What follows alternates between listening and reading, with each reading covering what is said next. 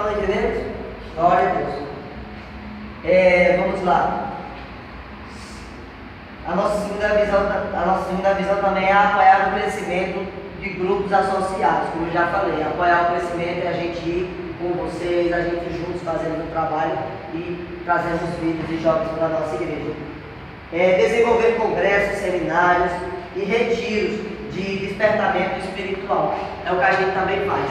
Reúne a igreja, reúne amados, vamos fazer um retiro, vamos fazer um congresso. Paz do Senhor Jesus, irmão Jair, está aí irmão João Vitor ministrando sobre o Jack. Ele está dando ensinamento para os irmãos do Templo 2.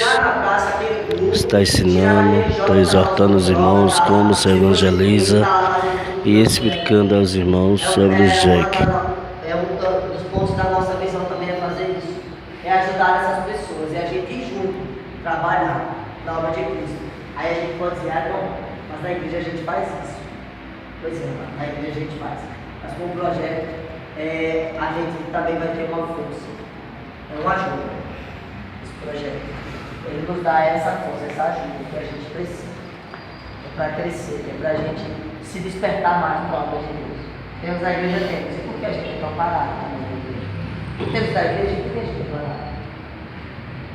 Então eu vejo por um ponto, não só pelo projeto, mas por nós que somos da igreja, vamos fazer o trabalho. Ah, eu vou porque eu estou no Jack. Não, eu vou porque eu sou da igreja.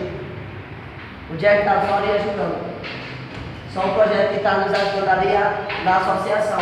Mas fora disso, eu estou fazendo para a igreja, estou fazendo para a obra de Deus, estou fazendo para o reino espiritual, para o reino de Deus. Amém? Também você viu o diácono da igreja passar com cadeira na mão para estar levando e fazendo a sopa para estar dispensando para as pessoas que não servem a Deus e fazendo a distribuição voluntária. De trabalho local. Então a gente levanta jovens, capacita ele a ser um bom líder, capacita ele.